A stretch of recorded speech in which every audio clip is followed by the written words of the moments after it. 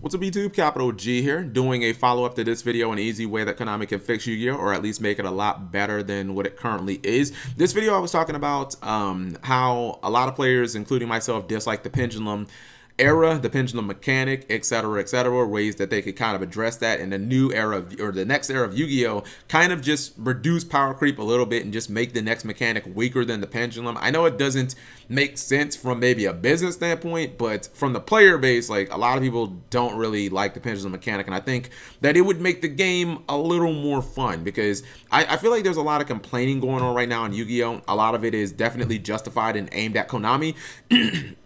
I think that some of it has to do with some recent events that have happened, like, you know, the current state of DuelingNetwork.com, you know, YCS Prague, and essentially people not being able to show their video coverage that they did. And when you put this all together with the fact that I think that this era, the fifth era of Yu-Gi-Oh!, the pendulum era, is definitely the weakest and the least enjoyable. I feel like it's all kind of bubbling over, the players' frustration, the community's frustration, the fact that certain things don't change. And this video is just to address some of the things that the players have said in the past. And I'll speak for me.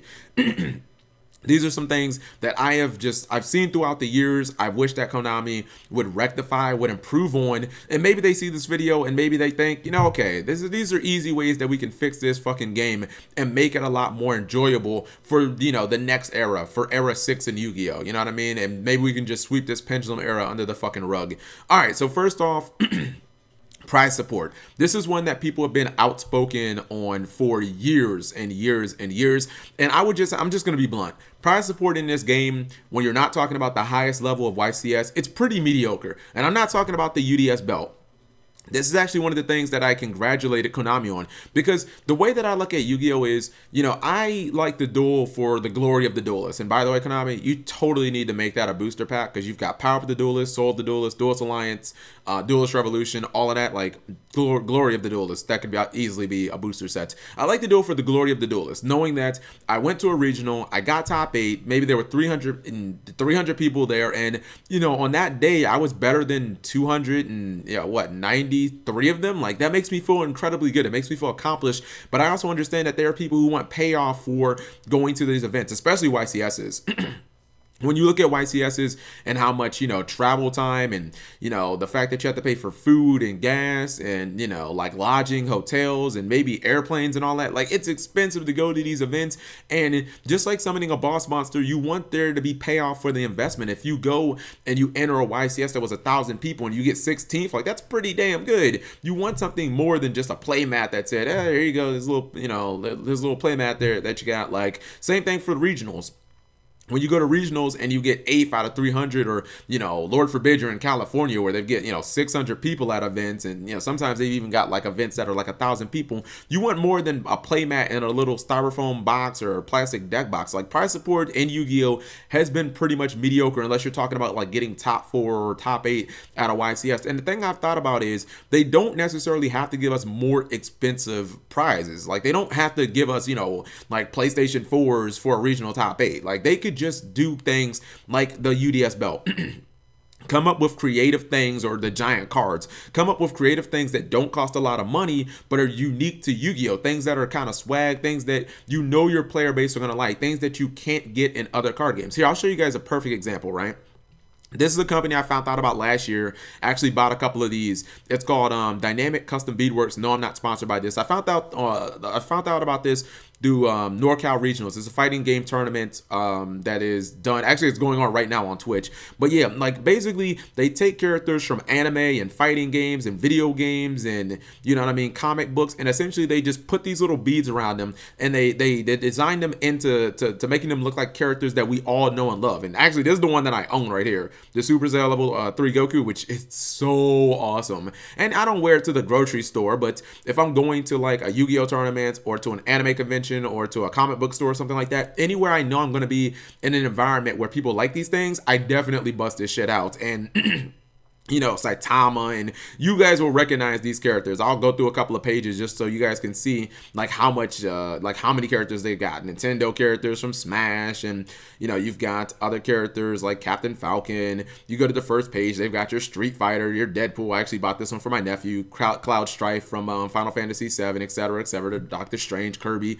You know what I mean? How easy would it be? And you see, these only cost what, $10, $15? Like, how easy would it be for Konami to strike up a deal with this company to get Yu-Gi-Oh versions made and to give them out as door prizes at YCSs, to give them out for regional, for players who regional top 8, and only be accessible through these actual events? Just like the UDS boat is only attainable through going through or actually winning a UDS, like you could just easily get these. They would cost Konami probably what, $5 each to make, maybe not even that much, and you could just give them out at your events. Imagine if they had, you know, just like the regional season, you get different playmats through the different seasons every 3 months.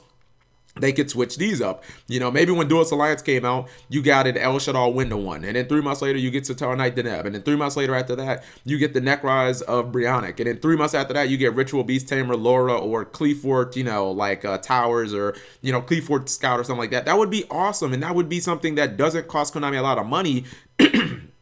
But it would be exclusive to Yu-Gi-Oh! Like, not only would people who play the game be excited, but even people who are just kind of on the fence, like, maybe I should get into this game. Can you imagine if you go to a comic book convention and you see somebody with like a Chaz or a Yugimoto one, like a character they know, but they don't necessarily play Yu-Gi, and they're like, where'd you get that? And like, oh yeah, I got this by top 8ing a regional. Like, that shit would be awesome. And it would cost Konami barely any money. You know, same thing about these fitted hats. Yu-Gi-Oh has a very big audience, especially with the competitive player base of late teens to early 20s. A lot of late teens to early 20s who are guys, they like fitted hats. You know what I mean? You can't find a Slim X Team Symmetry video without this guy having a fitted hat on. You know, a company like New Era, they've done deals in the past with other companies that aren't, you know, sports related. They've done, you know, they've done deals with Marvel Comics, DC Comics. You see here, they've done deals with Sony for the PlayStation, where you've got the PlayStation logos and, you know, different versions of the hats. How easy would it be for Konami to give these out at like YCSs, you know, for people who go first through, or people who go like, you know, 8th through 16th or something like that. You know, maybe you get characters from the manga or the anime, or you get legendary, you know, cards that have been loved throughout time. Cards like Dark on Dragon and Stratos and Stardust Dragon and Wind Up Carrier Mighty and Sangan and stuff like that. Like, it doesn't seem like it would cost that much more money. You may see that this is $30, but I mean, Sony doesn't pay $30 for each one of these. They may pay $10. So, you know, you give away 10 of these at a YCS. Okay, you only added $100 extra to your expenses, but now you have something that no other card game has. Now you have something that's fucking awesome. Now you have something that's generating buzz for your card game. And maybe after 2 years, you discontinue this and do something new, but it's just going to show that this is something I thought of in like 30 minutes. But it would cost barely anything to implement, but it would make you completely unique from all of your competitors, and it would cost pretty much nothing.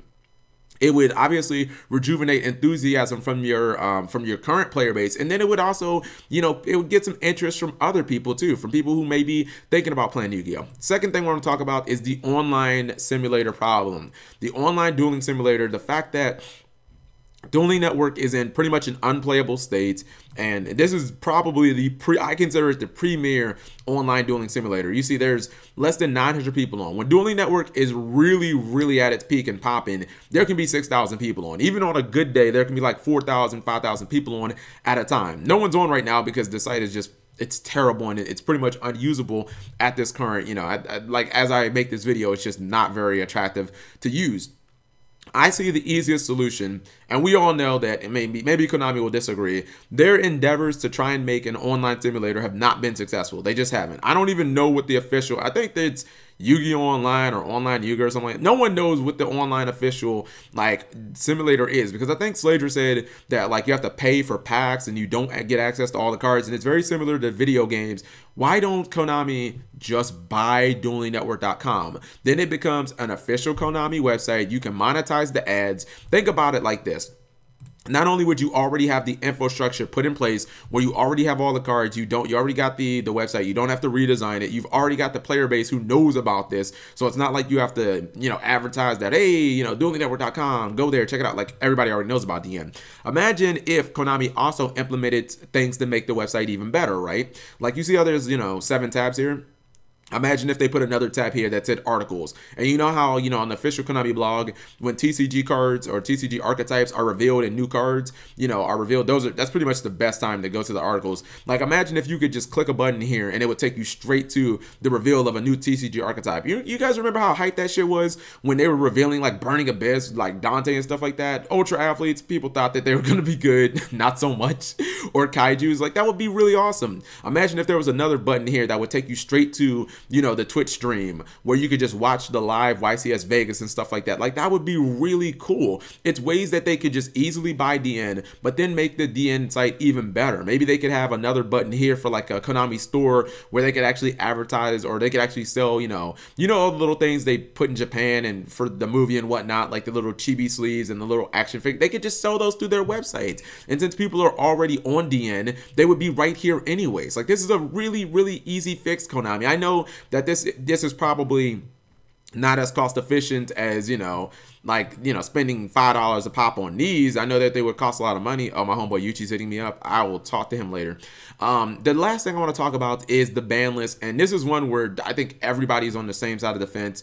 No one likes the way the current ban list is being done right now. I'm not even talking about, you know, the fact, oh, ban list terrible, you know, make better ban. No, I'm not talking about that. That's completely objective. Even though this is objective too, I have not heard one person publicly come out and say that they like the way that Konami is doing it, where we don't know when the new ban list is coming out, when formats end and formats begin, where Konami can essentially just make a ban list up whenever they want. Now, I'm not talking about the, you know, emergency ban list.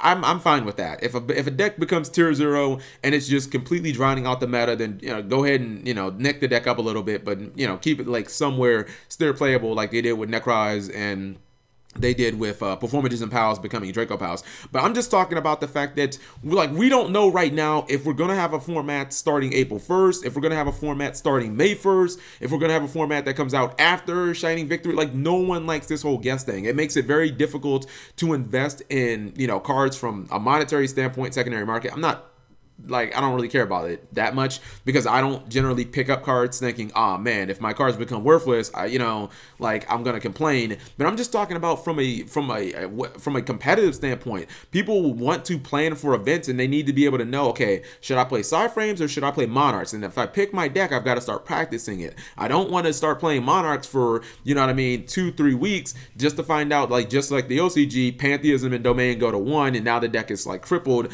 I could have spent that time playing, you know, side frames and fine-tuning the deck and finding all these new combos and tech cards to play in the deck to make the deck, you know, much more successful. So just from a pure training and competitive standpoint, it is very frustrating not knowing when our formats are going to end and begin.